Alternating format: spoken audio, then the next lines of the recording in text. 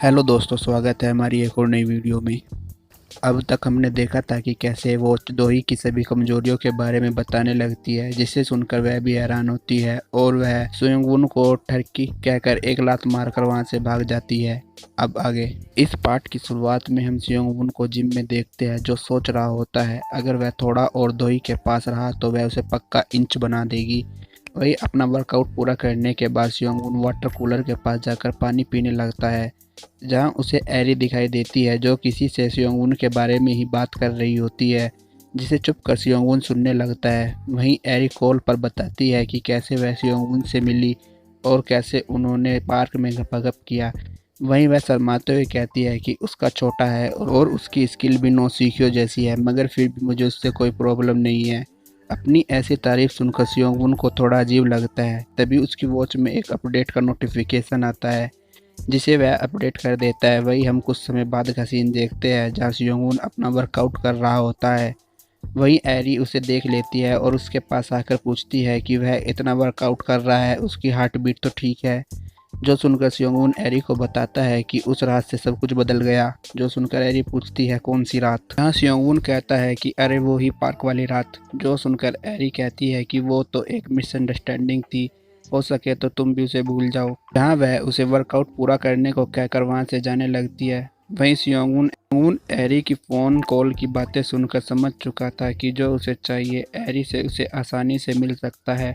इसीलिए वह उसके पास आते हुए कहता है कि उसके पास ऐसी बहुत सी स्किल है जिसके बारे में वह नहीं जानती। जिसके बाद वॉच एक बार फिर से सियोंगवून को गाइड करने लगती है, जिससे उनके बीच नज़दीकियाँ बढ़ जाती है, जहाँ वह दोनों अकेलेपन का फ़ायदा उठाकर एक दूसरे के साथ इंटीमेट होते हैं। इसके बाद सीन चेंज होता है और हम दोही को बाथरूम में देखते हैं, जो अभी भी वॉच के बारे में सोच रही होती है, जिससे उसे अब वॉच के लेकर थोड़ी क्यूरियोसिटी आ गई होती है। वहीं दूसरी ओर सियोंगवून घर वापस आ रहा होता है, जो एरी के साथ बिताए गए पलों को याद करके सड़क पर ही खुशी में उछलने लगता है।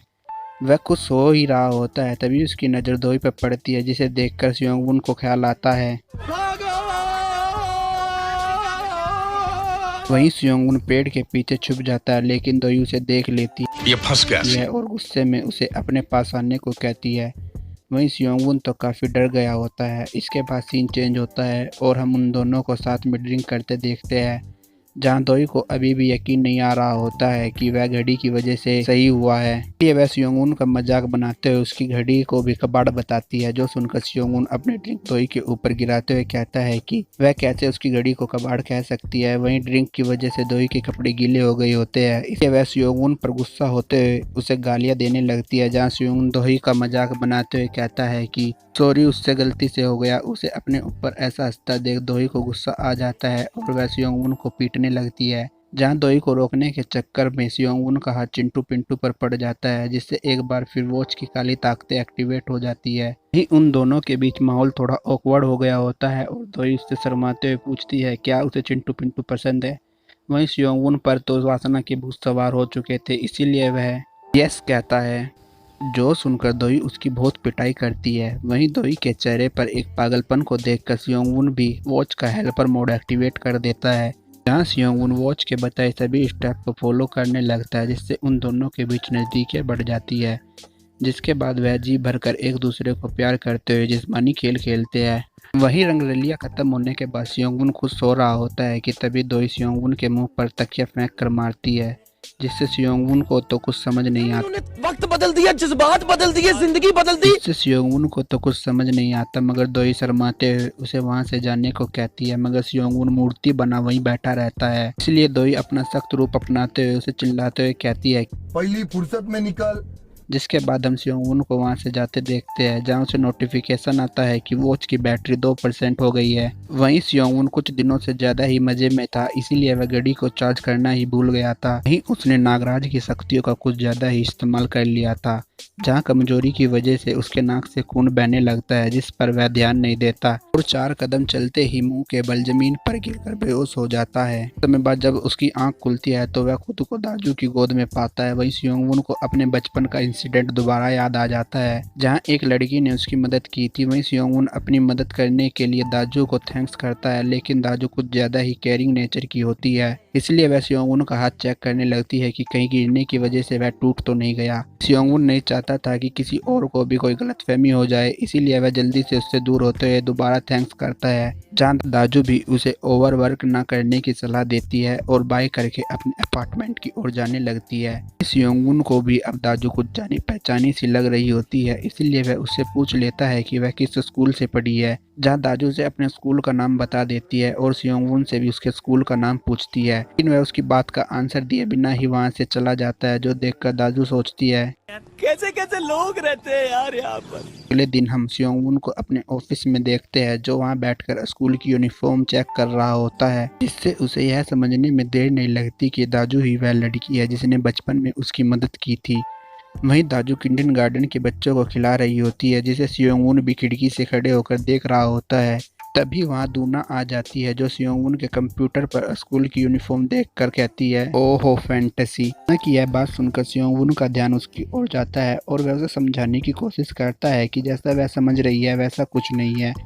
वहीं दूना सियोंगुन को कहती है कि सभी आदमियों को यूनिफॉर्म की फैंटेसी होती है और अगर चाहे तो उसके लिए स्कूल यूनिफॉर्म पहनकर उसकी फैंटेसी को पूरा कर सकती है। वहीं दूना अपनी ही बातें किए जा रही होती है और सियोंगुन की सुन नहीं रही होती, इसलिए सियोंगुन आवाज कड़क करके दूना को कहता है कि जैसा वह सोच रही है ऐसा कुछ नहीं है, वो तो बस किसी को ढूंढ रहा था। वहीं दूना सियोंगुन को कंपनी की मीटिंग के बारे में बताने आई होती है। वहीं दूना अजीब फेस बनाते हुए कहती है कि वैसे तो यह कंपनी मीटिंग है, मगर इसी बहाने हमारी पहली डेट भी हो जाएगी। इसके बाद हम उन दोनों को कार में देखते हैं, जहां उनका कोलीग बताता है कि पहली मीटिंग थोड़ा लंबा चलेगी, तो वह थोड़ा इंतजार कर ले, जो सुनकर वह दूना को भी इस बारे में बता देता है। वहीं दूना की तो कुछ और ही प्लानिंग होती है, क्योंकि उसके सर पर तो वो सब करने का भूत सवार था, इसे वह सियोंगुन को बड़ी लालची नज़रों से देख रही होती है। वहीं जब वह दोनों गाड़ी में वेट कर रहे होते हैं, तभी घड़ी में एक नोटिफिकेशन आता है, जो सियोंगुन से पूछता है क्या वह कार मोड एक्टिवेट करना चाहता है। जहाँ यह सीन यहीं पर कट होता है और एंगल दोबारा दूना की ओर जाता है, जो सियोंगुन से रोमांटिक बातें करते हुए उसे सेड्यूस करने लगती है। जहाँ सियोंगुन भी मौके पर चौका मारता है, जिससे घड़ी में कार मोड एक्टिवेट हो जाता है। आग लगे बस्ती में वह दोनों अपनी मस्ती में।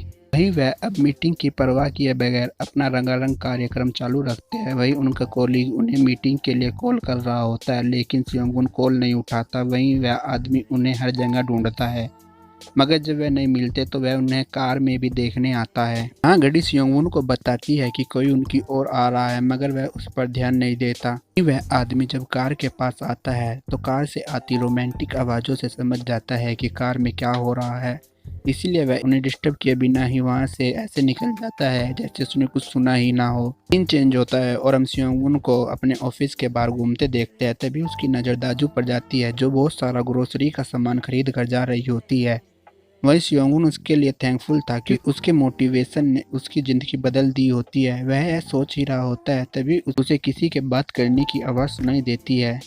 जब वह पीछे देखता है तो उसे पता चलता है कि यह दोनों लेडी दाजू के स्कूल में टीचर है। वह दोनों दाजू से अपने हिस्से का काम करवाती थी, जिसे दाजू भी खुशी खुशी कर देती थी, जिससे इन दोनों को लग रहा होता है कि दाजू एक नंबर की बेवकूफ़ है। इसीलिए वह दाजू को लेकर काफ़ी गंदी गंदी बातें करते हुए उसका मजाक बनाते हैं, जिसकी बातें सुनकर सियोंगुन सोचता है कि अगर इनकी यह सोच है तो यह बच्चों को क्या सिखाती होगी। लेडी अपनी बात खत्म करके वहाँ से चली जाती है। तभी सियोंगुन को नोटिफिकेशन आता है कि वॉच में एक नया अपडेट आया होता है, जिसमें काफ़ी अलग अलग मोड थे, जिसमें से वह सोडा मोड चुनकर इविल स्माइल के साथ मुस्कुराता है। दूसरी ओर दाजू रोड क्रॉस कर रही होती है, लेकिन उसका ध्यान अपने मोबाइल पर होता है, जिस वजह से वह ट्रक से टकराने वाली होती है कि ऐन मौके पर आकर सियोंगुन उसे बचा लेता है, जहां वह उसे केयरफुल रहने को कहता है। वहीं दाजू जान बचाने के लिए सियोंगुन को थैंक्स करती है, लेकिन सियोंगुन दाजू को अपने से दूर होने को कहता है। वहीं सिग्नल ग्रीन हो जाता है, जहां सियोंगुन दाजू को बाय करके चला जाता है। सीन चेंज होता है और हम सियोंगुन को अपने कोलीग के साथ खाना खाते देखते हैं।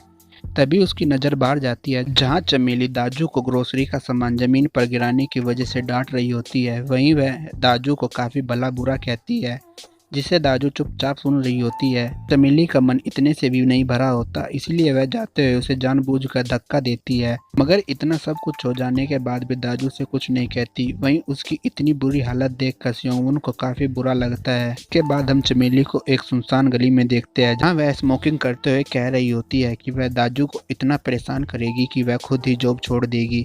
वहीं जब वह धुएं के बादल बना रही होती है तभी सियोंगवून वहां आ जाता है, जो उससे कहता है कि किंडरगार्टन की टीचर होकर तुमने बड़े खतरनाक शौक पाल रखे हैं। वहीं उसकी बात सुनकर चमेली कहती है कि तुम्हें इससे क्या। जो सुनकर सियोंगवून बड़े स्टाइल से चमेली के हाथ से सिगरेट लेकर पीता है और उसके पास आकर कहता है कि तुम्हें नहीं लगता तुम्हारे जैसी खूबसूरत लेडी को इतने सुनसान इलाके में आकर इतना रूड होना चाहिए। जो सुनकर चमेली से कहती है कि अगर उसमें हिम्मत हो तो उसे हाथ भी लगा कर दिखाए, फिर देखते हैं पुलिस उसका क्या करती है। पुलिस की बात सुनकर सियोंगवून उससे दूर हो जाता है। देखकर चमेली सियोंगवून को कहती है, क्यों जेल का नाम सुन। जोश ठंड हो गया। चमेली सियोंगवून को गाली देते हुए उसे वहां से जाने को कहती है। जो सुनकर पास आते हुए कहता है कि चलो जब हिम्मत की बात हो ही गई है तो देख लेते हैं। ऐसा कहकर वह उसे यहाँ वहाँ टच करने लगता है। A few moments later. बाद सियोंगवून एक कार्ड उसकी ओर फेंकते हुए कहता है कि अगर वह अपनी तन्हा बेजान जिंदगी में कुछ खुशी के पल चाहती हो तो वह इस पते पर आ जाए, और अगर वह उससे नाराज है तो वह पुलिस को भी साथ ला सकती है। जिसके बाद वह वहां से जाते हुए कहता है कि मुझे तुम्हारा इंतजार रहेगा। इसके बाद सीन कट होता है और हम सियोंगवून को होटल में देखते हैं, जहां उसे डर लग रहा होता है कि कहीं वह सच में पुलिस ना ले आए। वह उसका वेट करते हुए घड़ी में टाइम चेक कर रहा होता है, जहाँ थोड़ी देर बाद चमेली भी वहाँ आ जाती है, जिसे वहाँ देखकर सियोंगवून काफी खुश होता है, जहाँ वह दोनों रोमांटिक होकर एक दूसरे की शारीरिक ख्वाहिशों को पूरा करते हुए इंटीमेट होते हैं। कोच भी सियोंगवून को गाइड कर रही होती है। ऐसे ही काफी देर तक वह एक दूसरे के साथ एंजॉय करते हैं, जहाँ चमेली भावनाओं में बह जाती है और वह अपने कोलीग के बारे में बुरी बुरी बातें सियोंगवून को बताने लगती है, जिन्हें सियोंगवून अपने स्मार्ट वॉच के फीचर की मदद से रिकॉर्ड कर लेता है। वहीं उसने चमेली की सभी बातें उसके सभी कोलीग को भी फॉरवर्ड कर दी होती है। इसके बाद हम अगले दिन का सीन देखते हैं, जहाँ चमेली किंडरगार्टन पहुंचकर अपने सभी कोलीग को गुड मॉर्निंग करती है, लेकिन तभी उसकी बॉस उसे उसका वह वीडियो दिखाती है जिसमें वह उन सभी को गालियां दे रही होती है।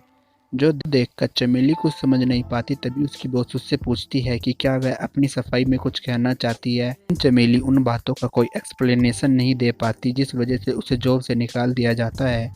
जहां वह सियोंगवून पर काफी गुस्सा थी कि तभी दाजू उसे पीछे से आकर रोकती है, जो उसे कोई सामान देने आई होती है। लेकिन वह इतने गुस्से में होती है कि वह दाजू को ही थप्पड़ जड़ देती है और दाजू को भला बुरा कहकर गालियां देने लगती है। वहीं वह गुस्से में दाजू को धक्का भी देती है, जहाँ दाजू पुल से नीचे गिरने ही वाली होती है कि तभी सियोंगवून आकर उसे संभाल लेता है। वहीं चमेली सियोंगवून को वहां देखकर गुस्से में उसे गालियां देते हुए कहती है कि अब तो तुम खुश होना मुझे जॉब से निकलवा कर। वहीं सियोंगवून भी उस पर चिल्लाते हुए कहता है कि क्या तुम पागल हो गई हो, तुम्हारी वजह से अभी किसी की जान चली जाती। जो सुनकर चमेली सहम जाती है और आगे कुछ कहे बिना ही वहां से चुपचाप चली जाती है। वहीं चमेली के धक्के की वजह से दाजू के पैर में मोच आ गई होती है, इसीलिए सियोंगवून उसके पैर पर पट्टी बांधता है और उससे पूछता है कि वह लेडी उसे इतने समय से परेशान कर रही थी तो तुमने उसकी शिकायत प्रिंसिपल से क्यों नहीं की। जो सुनकर दाजू कहती है कि वह कमज़ोर नहीं है। जो सुनकर सियोंगवून को बचपन की बात याद आ जाती है। वह दाजू को देखकर मुस्कुराने लगता है, तभी उसे दाजू की आंख पर कुछ लगा हुआ दिखता है, जिससे वह साफ करने उसके और हाथ बढ़ाता है, जहां दाजू हड़बड़ाहट में उसे लात मार देती है। इसके साथ यह पार्ट यहीं पर खत्म होता है, तो मिलते हैं नई वीडियो में। Thank you for watching.